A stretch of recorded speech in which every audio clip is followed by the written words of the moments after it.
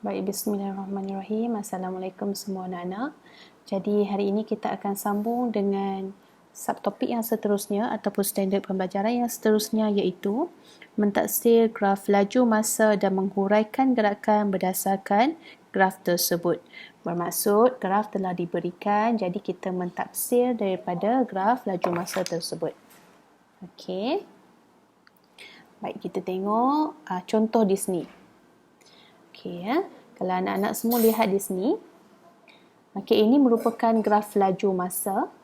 Okey, graf laju masa, dan di sini kalau tengok daripada U, okey, ataupun daripada P kepada Q, keadaan graf ini meningkat.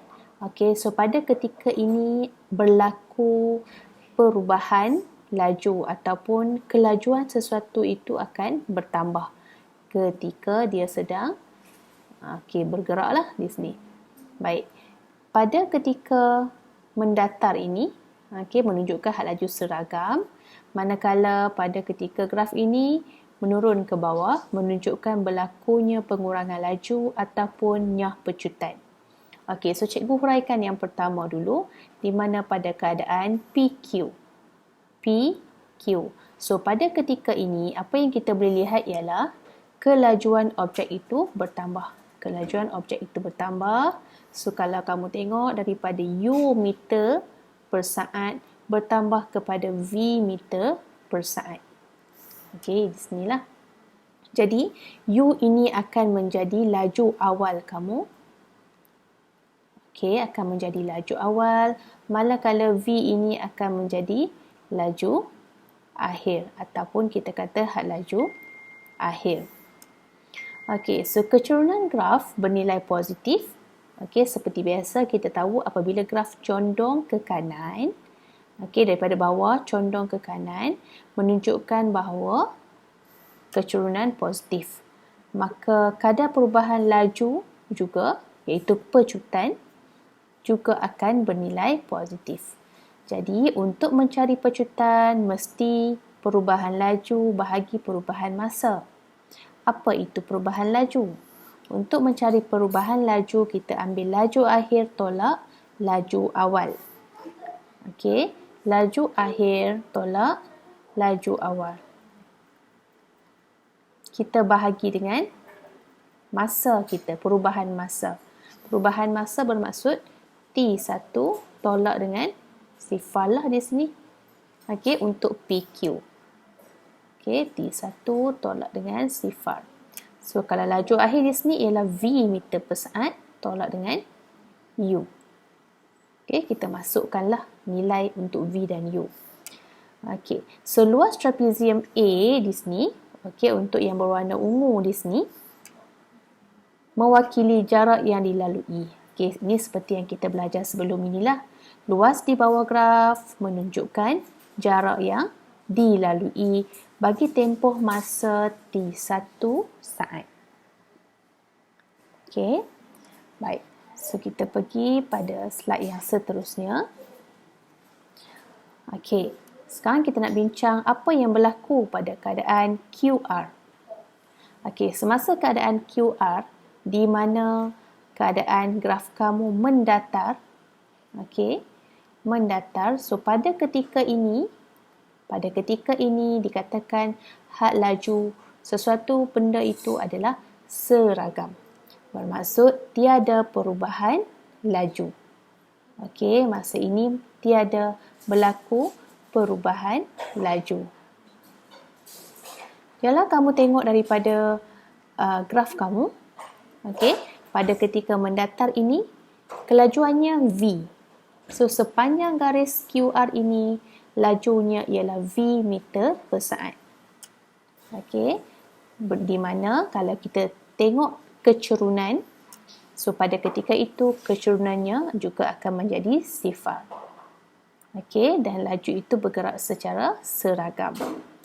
Okey, manakala yang diwarna biru di bawah ini merupakan jarak yang dilalui bagi tempoh masa daripada T1 ke T2. Okey, dari tempoh T1 ke T2. Yang berwarna biru merupakan jarak. Okey, kita tengok slide yang seterusnya. Pada RS, pada graf RS ini apa yang berlaku? So kalau kita tengok ada perubahan laju kerana graf itu graf menurun ke bawah. So ada perubahan laju, apa yang berlaku kepada lajunya? Lajunya semakin berkurang, kerana daripada V ini, pada ketika V, laju di sini berkurang kepada bawah ini. So di bawah ini menunjukkan had lajunya adalah sifar lah. Sebab berada di bawah. Baik, so kita nampak di sini yang pertama, kelajuan objek berkurang. Jadi kecerunan graf bernilai negatif. Maka kadar perubahan laju terhadap masa juga bernilai negatif. So kadar perubahan itu ialah pecutan lah. Kan? Sebab graf laju masa apa yang kita boleh dapat di sini adalah pecutan. So apabila pecutan itu berubah, pecutan itu berkurang, bermaksud berlakulah nyah pecutan. Kerana lajunya juga berkurang. Jadi untuk mencari nyah pecutan, masih perkara yang sama. Pelajar perlu ambil laju akhir tolak laju awal bahagi dengan tempoh masa di sini iaitu T3 tolak T2.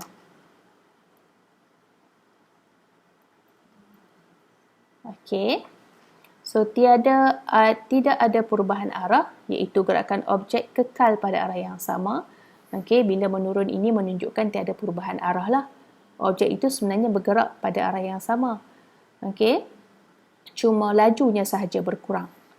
Jadi kalau luas C ini, bila kita mencari luas C menunjukkan kita mencari jarak.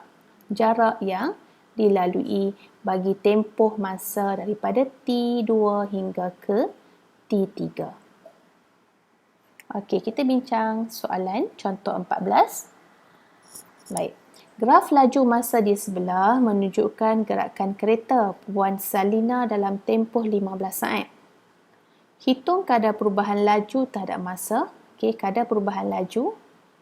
Kadar perubahan laju ialah pecutan. Ialah pecutan dalam tempoh. Ini unit ni pun ialah unit pecutan sebab dia ada kuasa 2. Ini menunjukkan unit bagi pecutan. Bagi tempoh 5 saat yang pertama. Bagi tempoh 5 saat yang pertama. Jadi kalau pelajar tengok di sini untuk soalan A, untuk mencari pecutan mestilah ambil laju akhir. Kita tolak dengan laju awal. Kita bahagi dengan masa yang diambil. So daripada graf kamu, laju akhir di sini kita dapat 40. Ini kamu punya V. Manakala 20 ialah kamu punya U. Jadi 40 tolak 20. Unitnya ialah meter per saat sebab laju. Bahagi dengan masa yang diambil iaitu tempoh masa di sini ialah 5 saat. Iaitu 5 tolak sifar. So di sini kamu dapat 20 meter per saat bahagi dengan 5. So kamu akan dapat 4 meter per saat kuasa 2. So bermaksud pada ketika ini pecutannya adalah 4 meter per saat kuasa 2 pada ketika graf ini. So selesai soalan yang pertama. Soalan yang kedua, huraikan gerakan kereta bagi tempoh 5 saat yang kedua. Bila kita tengok daripada graf, tempoh 5 saat yang kedua ialah inilah. Ini 5 saat yang kedua. Daripada masa yang ke-5 hingga masa yang ke-10. So dia minta kita huraikan pada ketika ini apa yang berlaku. So kalau kita tengok di sini, hal lajunya adalah seragam. Jadi apa yang kita boleh nyatakan ialah kereta bergerak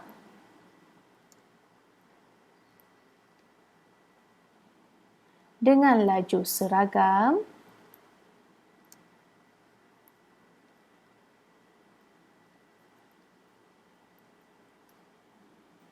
iaitu 40. So, sepanjang ini lajunya ialah 40. Okey. Jauh 40 meter per saat bagi tempoh masa 5 saat. Okey, untuk tempoh masa 5 saat. Baik. Soalan C. Hitung jumlah jarak. Ini kita dah belajar sebelum ni. Jumlah jarak kita hanya boleh cari menggunakan graf laju masa, iaitu menghitung luas di bawah graf. Okey, so macam biasalah bila diminta jumlah jarak, kita kira jumlah jarak ketiga-tiga. So cikgu namakan ini sebagai A, bentuk pertama. Ini bentuk B, manakala ini bentuk C. So seperti biasa nak cari jumlah jarak. Okey, jumlah jarak. So kita ambil A, luas A tambah luas B tambah dengan luas C. So, apa luas A di sini? Ini ialah bentuk trapezium. Okey, bentuk trapezium bermaksud 1/2 darab dengan sisi yang selari. So, sisi yang selari di sini ialah, okey, so kalau pelajar tengok di sini, sisi yang selari. Sisi yang selari ialah, inilah. Ini cikgu warnakan dengan warna biru ni. Okey, so ialah 20 tambah dengan 40. Okey. So 20 tambah 40 darab dengan tinggi. Tinggi di sinilah 5 saat. Okey. Ini untuk trapezium luas A. Manakala luas B ialah bentuk segi empat tepat. Okey, kita just ambil panjang darab dengan lebar. So, di sini 40 darab dengan 5. Okey, 40 di sini darab dengan 5. Okey. 40 darab dengan 5. Okey, manakala bentuk yang C di belakang masih lagi bentuk trapezium. Okey, so bentuk trapezium di sini 1/2 darab sisi selari iaitu ini yang cikgu tandakan ini dan yang belakang ini tinggi. Belakang ni. So bermaksud ini 40 tambah dengan 60. Okey. Darab dengan tinggi trapezium itu. Hitunglah tinggi daripada sini. So kita ambil 15 tolak 10, kita dapat 5.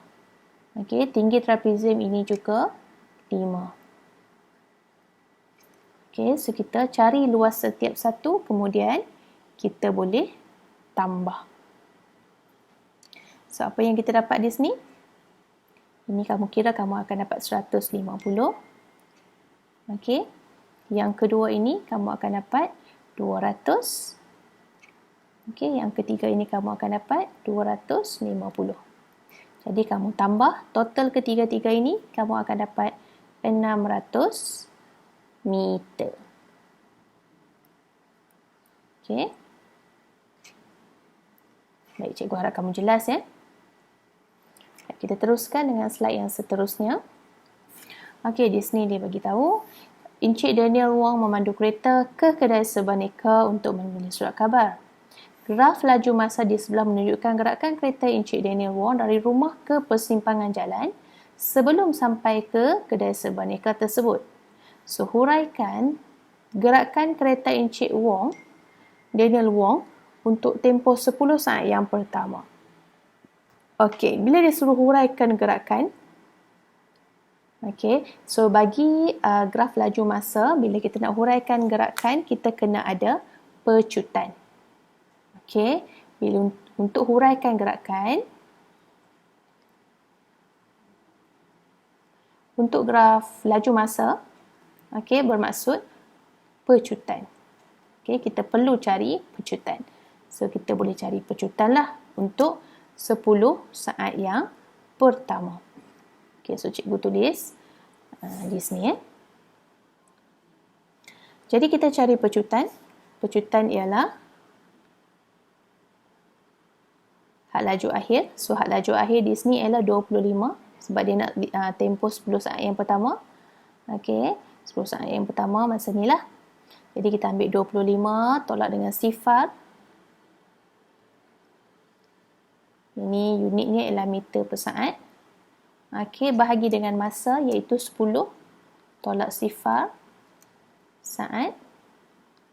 Jadi kita akan dapat 25 bahagi 10. Okey, so iaitu 2.5 meter per saat kuasa 2. Okey, pecutan ini unit pecutan mesti ada kuasa 2. Baik, so selesailah. Cuma kita nak huraikan, bila hurai kena buat ayat sikit lah. So apa ayat yang kita boleh tulis? Kereta. Allahu Akbar. Okey, so kereta. Tulis kat sini. Kereta mengalami pecutan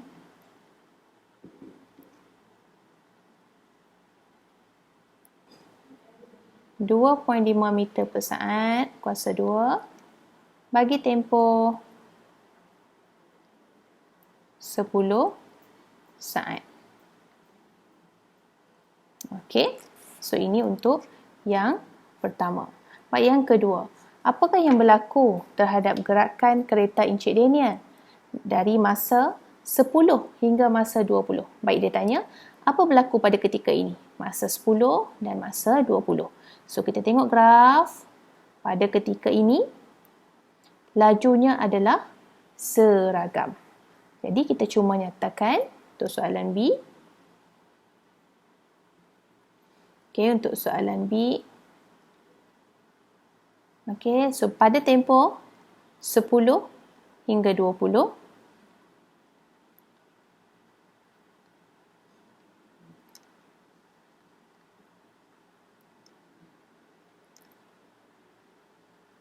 okey, apa yang berlaku? Kereta Encik Wang bergerak dengan laju seragam.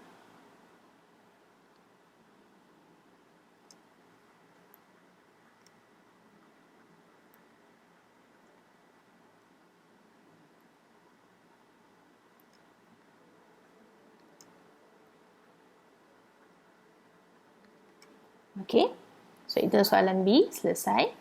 Okey, soalan C, hitung kadar perubahan laju terhadap masa. Okey, tadi cikgu ulang semula, kadar perubahan laju merujuk kepada pecutan. Okey, ni sebab kita nampak unit kan sini kan.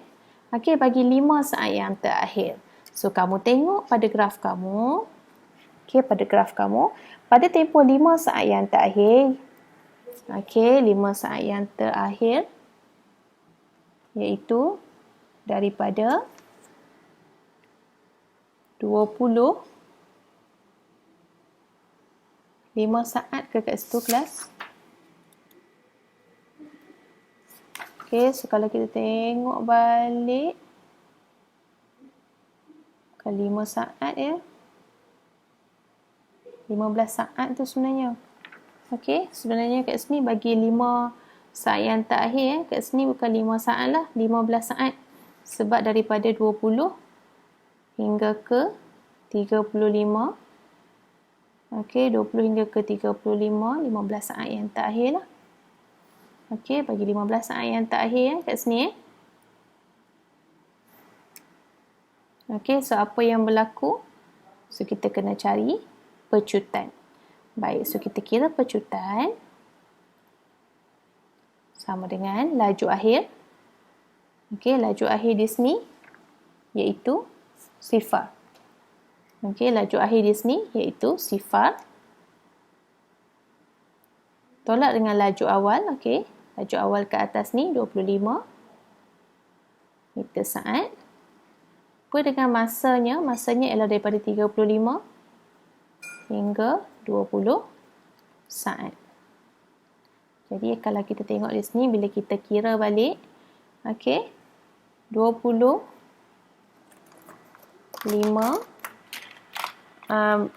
negatif 25 bahagi dengan, so kita akan dapat di sini negatif 25 bahagi dengan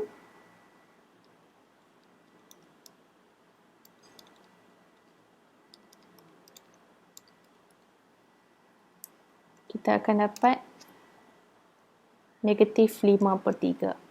Okey, bahagi dengan 15 saat tadi, kita akan dapat negatif 5/3. Okey, so negatif 5/3, tanda negatif ini menunjukkan nyah pecutan. Bermaksud hal laju dia semakin berkurang, tidak berlaku pecutan. Okey, so kamu sama ada kamu tulis, pecutan sama dengan negatif 5/3, ataupun kamu boleh tulis nyah pecutan sama dengan 5/3. Okey, nampak beza? Sini ada negatif bila kita tulis pecutan. Kalau kamu nak tulis nyah pecutan, okey, nyah pecutan menunjukkan dia dah negatif dah. Okey, bila nak tulis nyah pecutan, kamu tak perlu letak negatif pada 5/3. Okey. Jadi, inilah jawapan untuk C. Okey, akhir sekali D, hitung jarak yang dilalui. Tempoh masa nyah pecutan, okey, semasa nyah pecutan sahaja. Dia nak pada nyah pecutan sahaja. Dah huraikan gerakan kereta. So, cikgu kira di sinilah atas ni. Okey, untuk soalan C, hitung jarak. So, kita nampak di sini. Okey, untuk tempoh 15 saat, bentuknya bentuk segitiga. Jadi, jaraknya ialah 1/2. Okey, segitiga. Tapaknya 15. Okey, darab 15. Darab dengan tinggi kita ialah 25. Jadi, kamu akan dapat 187.5 meter. 187.5 meter. Okey, 187.5 meter. Jadi, bila kita dah dapat jarak, barulah kita boleh huraikan lah. Okey, di sini dia suruh huraikan jarak. Jadi, kereta Encik Wong, kita boleh tulislah kereta Encik Wong bergerak sejauh 187.5 meter. Okey, dalam tempoh masa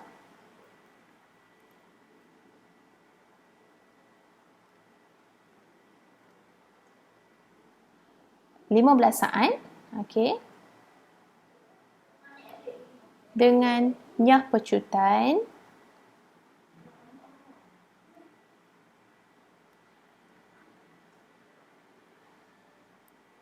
dengan nyah pecutan 5/3 meter saat kuasa negatif 2. Okey, so ini bukan soalan C, maaf. Soalan D. Okey, so cikgu harap kamu jelas apa yang kita dah bincang.